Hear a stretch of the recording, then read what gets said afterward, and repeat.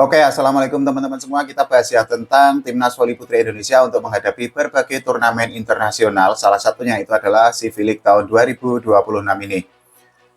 Jadi kemarin saya nonton video berisi wawancara antara berbagai media dengan Kapten Timnas Voli Putri Indonesia, Medil Yoku. Ada dari Kompas dan lain sebagainya. Nah, teman-teman bisa untuk nonton secara langsung atau secara utuh wawancara antara Medil Yoku dengan berbagai media mainstream itu. Di dalam wawancara itu, Medil Yoku itu membahas mengenai berbagai metode latihan yang saat ini dijalani oleh para pemain Timnas Voli Putri Indonesia. Salah satunya itu adalah game atau permainan di antara para pemain. Selain itu juga Medil Yoku itu membahas mengenai suasana baru yang dibangun oleh pelatih Timnas Voli Putri Indonesia, Marco Sugiyama, untuk para pemain. Medil Yoku itu juga ditanya mengenai peluang bagi Timnas Voli Putri Indonesia untuk mendapatkan hasil yang maksimal. Nah, menurut dirinya, Timnas Voli Putri Indonesia itu memiliki chance atau memiliki kesempatan yang lebih besar untuk mendapatkan hasil yang positif karena menurut Medil Yoku, Timnas Voli Putri Indonesia itu persiapannya itu lebih panjang untuk tahun ini. Dirinya itu juga ditanya mengenai absennya Megawati Hangisi Pertiwi atau Megatron. Kan kita sama-sama tahu bahwa Mega itu kan sudah resmi mundur dari Timnas Voli Putri Indonesia. Nah, menurut Medil Yoku, dirinya dan kawan-kawannya di Timnas itu menghargai keputusan dari Mega untuk mundur dari Timnas karena Medil Yoku itu menyebut bahwa Mega itu sedang fokus untuk memulihkan kondisi cedera lututnya. Selain itu juga Medil Yoku itu meyakini bahwa Mega nanti akan kembali ke Timnas di event-event selanjutnya. Nah, tapi sebenarnya ada hal yang sangat memalukan, ada hal yang sangat meresahkan, dan ini tentu saja tidak sehat untuk voli Indonesia. Karena apa? Berbagai komentar yang disampaikan oleh Volimania ini sangat memalukan. Jadi ada banyak Volimania yang justru menghujat Timnas Voli Putri Indonesia, kemudian juga membenturkan antara Megawati Hangisi Pertiwi dengan Medil Yoku. Misalnya gini kalimatnya, ini kalau word by wordnya atau kata per katanya saya tidak hafal ya, tapi kira-kira intinya atau garis besarnya itu gini. Medil Yoku bisa apa sebagai kapten? Kemudian juga ada komentar lain dari netizen, misalnya gini, tanpa Mega Indonesia bisa apa? Kemudian juga ada lagi yang meminta agar Medil Yoku itu tidak dipanggil ke Timnas. Selain itu, yang tidak kalah memalukannya atau tidak kalah bikin geleng-geleng kepala itu adalah Medil Yoku itu selalu dibenturkan dengan Megawati Hangisi Pertiwi. Nah, hal itulah yang membuat akhirnya kok netizen kita kayak gini ya, maksudnya Volimania kita kayak gini. Kenapa sih Medil Yoku selalu dibenturkan dengan Megatron? Begitu juga sebaliknya, kenapa sih Megawati Hangisi Pertiwi selalu dibenturkan dengan Medil Yoku? Mereka itu tidak memiliki masalah apapun, mereka hubungannya baik. Netizen-netizen yang membenturkan Mega dengan Medil Yoku, kemudian menghujat Medil Yoku, tapi di sisi lain meninggikan Megawati Hangisi Pertiwi, itu kan jangan-jangan yang pertama, mereka itu memang dasarnya itu sudah benci dengan Medil Yoku.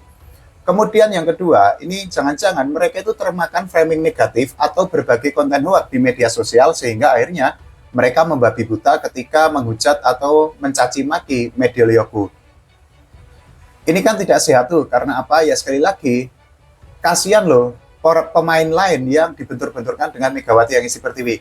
Mega ini juga kasihan, karena apa? Dirinya dengan pemain lain itu kan tidak ada masalah tuh. Dengan Yola Juliana, ini yang sangat sering loh. Dengan Yola Juliana tidak ada masalah kok. Dengan Tisha Amalia juga tidak ada masalah. Dengan Arnita Putri juga tidak ada masalah. Tapi ini netizen itu selalu membenturkan mereka. Nah, yang lebih parah lagi itu kan memang saat ini ada banyak konten di media sosial, misalnya di YouTube lah ya, yang menyatakan bahwa para pemain lain seperti Yola, kemudian Tisha, kemudian Arneta, Medil Yoku itu tidak suka dengan Megatron. Hubungan mereka itu kan baik. Nah, kalau terjadi atau kalau ada hujatan-hujatan kepada para pemain lain, itu kan secara tidak langsung akan merugikan Mega sendiri. Karena apa? Ya sekali lagi, hubungan yang sehat antara Mega dengan para pemain lain itu kan justru bisa menjadi tidak enak. Artinya Mega itu mungkin akan tidak enak hati dengan para pemain lain yang di framing sedemikian rupa, yang dihujat gila-gilaan, yang dicaci maki dengan kata-kata yang sangat tidak pantas. Kalau kita mengacu kepada hubungan Mega dengan pemain lain, Mega itu kan beberapa waktu lalu itu kan sampai membuat postingan di Instagram Story bahwa dirinya itu meminta agar hoak-hoak itu diakhiri lah atau dihapus lah. Tolong jangan termakan hoak. Tolong pembuat konten itu juga tidak usah membuat konten yang sifatnya itu hoak, framingnya negatif, kemudian juga subjektif dalam konteks yang negatif. Ini kan nggak siap buat voli kita. Logikanya itu gampang kok gini. Kalau kita suka voli, ya kita akan mendukung secara rasional. Kalau kita memang suka Mega, ya kita akan mendukung dengan rasional. Kalau kita suka dengan timnas, ya kita akan mendukung dengan cara-cara yang sehat.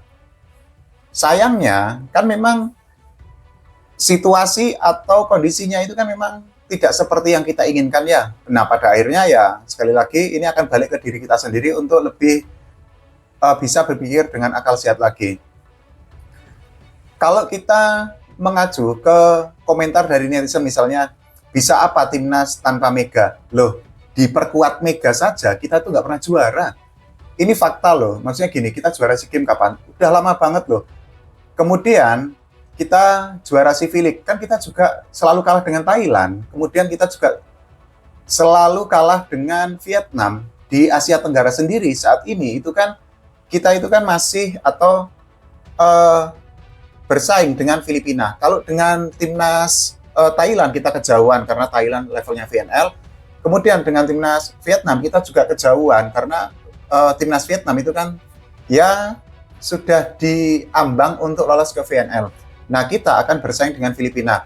Kalau Filipina itu progresnya terus improve, kemudian mereka melakukan step up, kemudian melakukan perbaikan-perbaikan yang sangat positif, bisa jadi loh kita semakin tertinggal dari Filipina. Kalau penataan voli kita, kemudian persiapan timnas kita, kemudian juga hal-hal lain yang berkaitan dengan timnas untuk menjelang bertanding di turnamen atau kompetisi internasional itu tidak maksimal, ya bukan tidak mungkin kita akan ditinggalkan atau kita akan semakin ketinggalan dari timnas Filipina. Nah, balik lagi, kalau kita bicara tentang bisa apa timnas Indonesia tanpa Mega, sekali lagi, lo kita diperkuat siapa? Misalnya, Wilda Siti Nurfadilah, Yola Yuliana diperkuat, Megawati Hangisti Pertiwi. Kita itu memang sudah levelnya itu sudah beda dengan Thailand, dengan Vietnam, dan lain sebagainya. Kalau kita hanya mengacu bahwa, atau gini, kalau kita hanya pakai kacamata kuda bahwa oh timnas kalau tanpa Mega tidak bisa apa-apa atau tidak akan bisa mendapatkan hasil terbaik. Toh diperkuat Mega kita juga tidak mendapatkan hasil terbaik juga. Mohon maaf ya, ini tidak mendiskreditkan Mega. Tapi gini loh, ini kan tidak selalu berkaitan dengan pemain, tapi juga berkaitan dengan bagaimana cara federasi atau PBVSI untuk membentuk timnas yang baik, kemudian untuk memiliki roadmap atau peta jalan yang jelas, yang oke, agar timnas voli putri Indonesia itu bisa untuk gacor, bisa untuk mendapatkan hasil yang baik, kemudian juga ya minimal menempel Vietnam lah ya, karena kalau untuk menempel Thailand kita kan masih kejauhan tuh. Sayangnya menjadi gini, ya kita tahu kan persiapan timnas itu kan kadang memang, bukan kadang, cukup sering lah ya, mepet dengan turnamennya. Kemudian juga para pemain itu tidak berkesempatan untuk melakukan tryout dengan tim-tim atau negara-negara di luar. Padahal tryout itu kan penting, misalnya untuk membuat para pemain itu memiliki kemampuan solve the problem atau memecahkan masalah ketika menghadapi lawan yang secara defense oke, secara blok rapat, dan lain sebagainya. Nah, hal-hal seperti itu kan tidak terjadi ya. Artinya, ini tidak hanya, sekali lagi, tidak selalu berkaitan dengan pemain, tapi juga bagaimana timnas itu dibentuk, ditata, dikelola, dipersiapkan dengan matang. Prinsipnya itu gini, kalau persiapannya matang, kemudian juga pemain dibina dengan sangat maksimal, kemudian juga infrastruktur diberikan secara maksimal, kemudian juga hak-hak para pemain itu diberikan dengan maksimal, kan Artinya peluang bagi timnas untuk mendapatkan hasil terbaik itu kan juga akan lebih besar lagi. Percaya deh, ini mungkin ini terkesan pesimis ya, tapi gini, ada 5 mega pemain, misalnya gini, ada pemain yang kualitas kayak mega itu misalnya 5 lah ya.